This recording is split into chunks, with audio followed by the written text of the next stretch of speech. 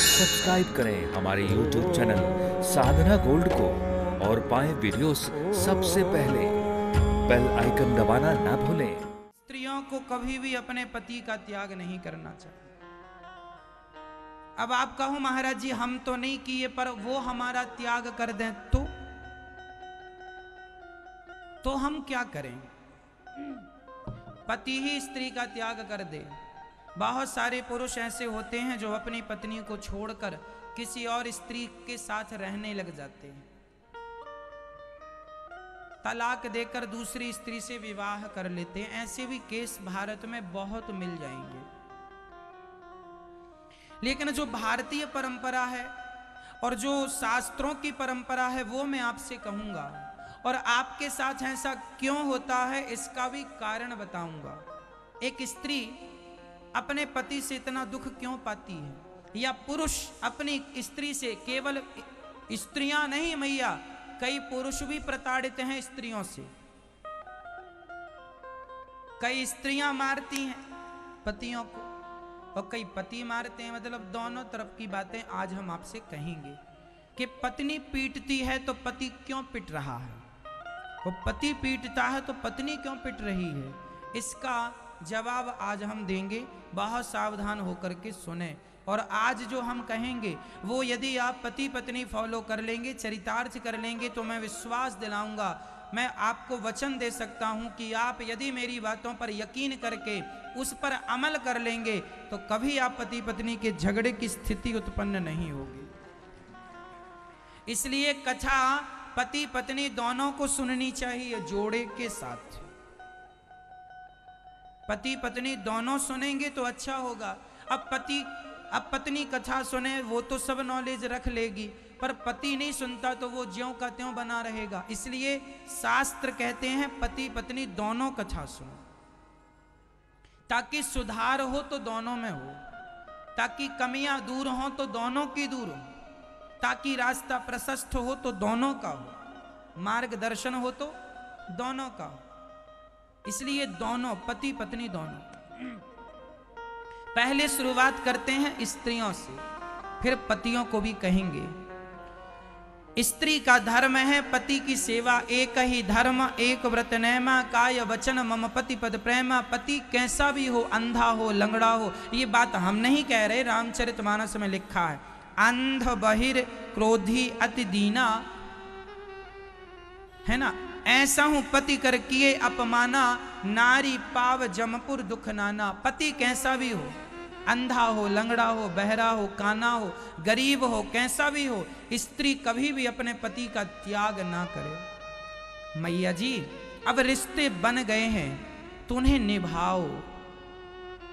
और हम तो ये कहेंगे कि पति कितना भी दुष्ट हो, पति कितना भी गाली देने वाला हो, कितना भी मारने वाला हो, कोई बात नहीं, आप ये समझ के चला करो कि आपको ऐसा पति इसलिए मिला है क्योंकि किसी जन्म का पाप आपके सामने आ गया और उस पाप के कारण ऐसा पति मिला है। हम जब पुण्य ज्यादा करते हैं तो हमारा पति, हमारा बेटा बहुत अच्छा होता है, आज्ञाकारी। और हम पुण्य नहीं करते, कोई पाप हो जाते हैं, वही पाप का दंड भोगने के लिए हमें ऐसा दुष्ट पति मिल जाता है जिसके साथ अब ना कहावत है, ना उगला जाए ना निगला जाए, ना उगल सकते हैं ना तो निगल सकते हैं। तो क्या करें?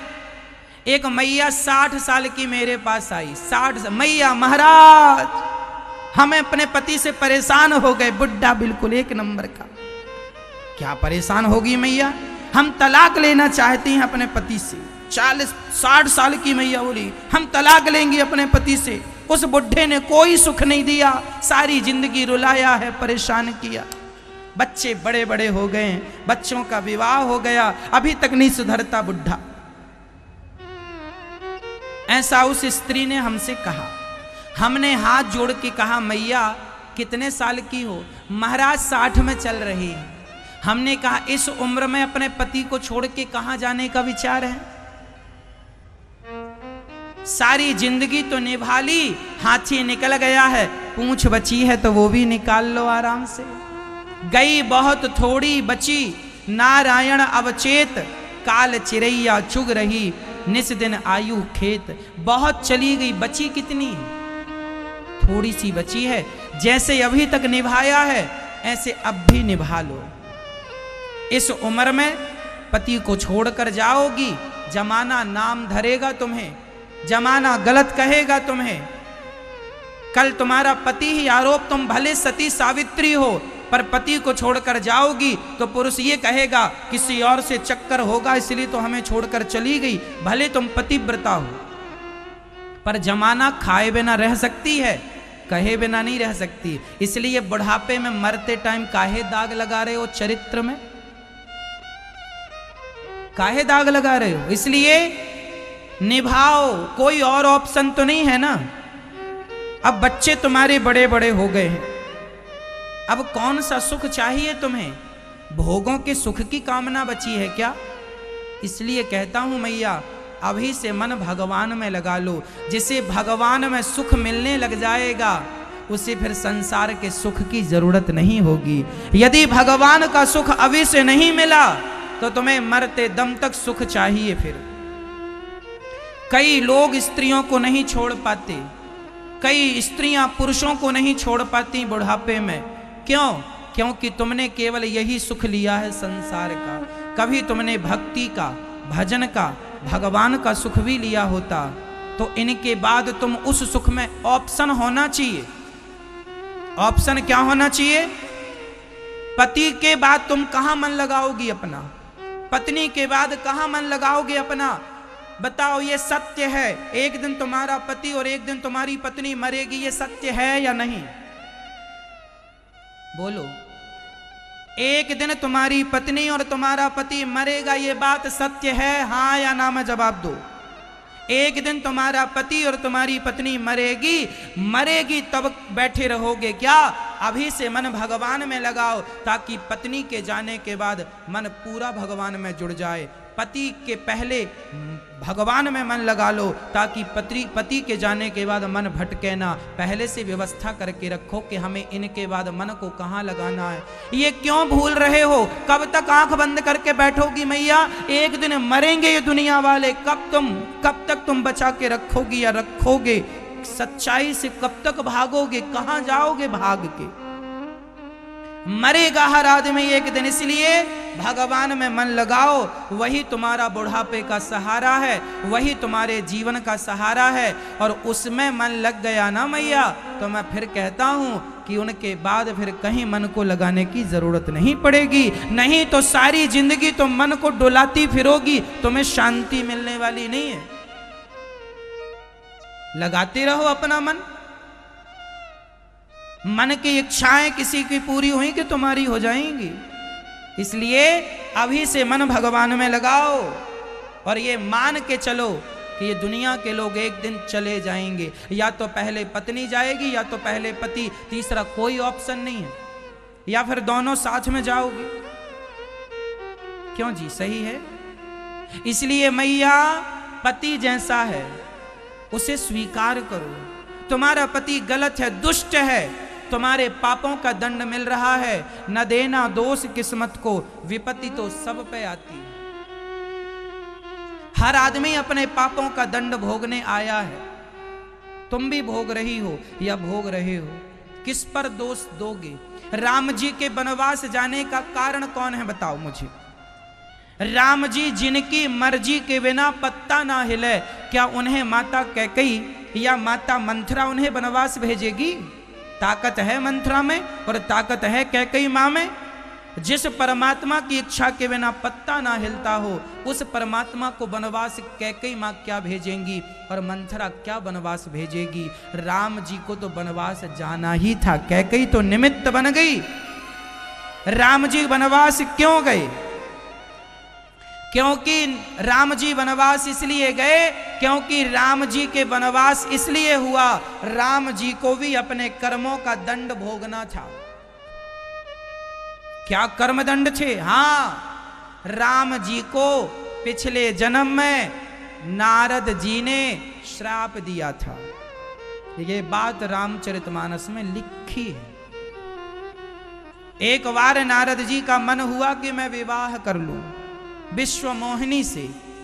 तब भगवान वहां गए और विश्व मोहिनी ने भगवान के गले पे माला पहना दिया। नारद जी ने कहा था अपना रूप हमें दे दो, तो भगवान ने नारद जी को बंदर बना दिया था।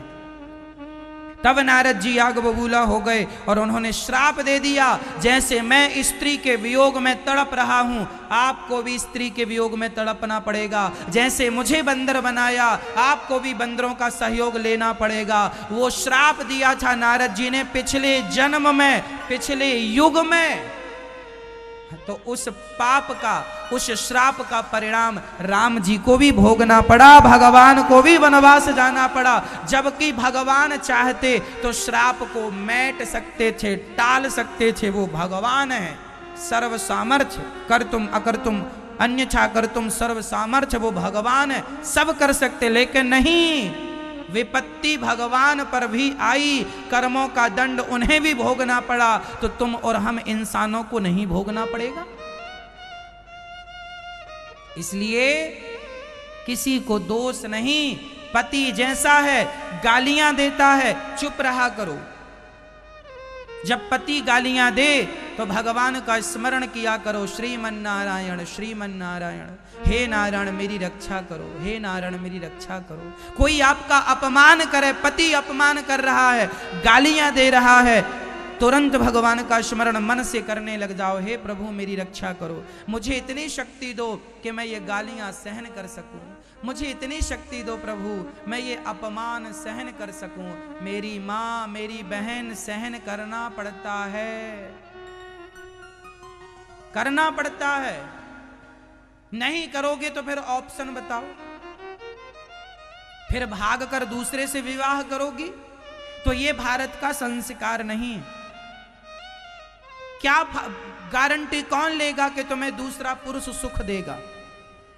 एक पुरुष सुख ना दे सका पति तुम्हारा, तो तुम कल इसे छोड़कर दूसरे पुरुष के संग जाओगी, तो बताओ क्या भरोसा कि तुम्हें वहां से सुख मिलेगा? कौन लेगा इस बात की गारंटी? इसलिए हमारे भारत में रिश्तों को निभाने की बात है, इसलिए जो हिंदी है वह रिश्ता तोड़ने की बात नहीं करती। उर्दू में एक शब्द है, एक वाक्य है जिसे तलाक कहते हैं।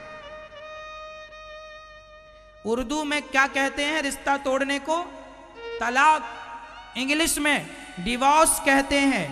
डिवोर्स दे दिया मतलब रिश्ता खत्म, तलाक दे दिया मतलब रिश्ता खत्म। हिंदी में एक भी ऐसा शब्द बताओ जिस शब्द को कहकर रिश्ता तोड़ दिया जाए। कहो हिंदी में कौन सा शब्द है? तलाक उर्दू का शब्द है, उर्दू का वाक्य है। डिवोर्स इंग्लिश है, हिंदी में बताओ क्या है? हमारी जो मातृभाषा हमें पढ़ाई जाती है ना, मेरी माँ मेरी बहनों, वो मातृभाषा भी हमें रिश्ता तोड़ने की अनुमति नहीं देती। वो जोड़ना तो सिखाती है, तोड़ना नहीं सिखाती। हम भारत के लोग हैं, हिंदी है, हम वतन है, हिंदोस्तां हमारा, हम भारतवासी हैं। अमेरिका जापान के लोग तलाक लेते और देते होंगे, उन्हें शोभा देता होगा। मुसलमान देशों में तलाक लेते और देते होंगे, उन्हें शोभा देता होगा। पर हमारे यहाँ तो पति और पत्नी का संबंध 7 जन्मों का माना जाता है, 7 जन्म का माना जाता है।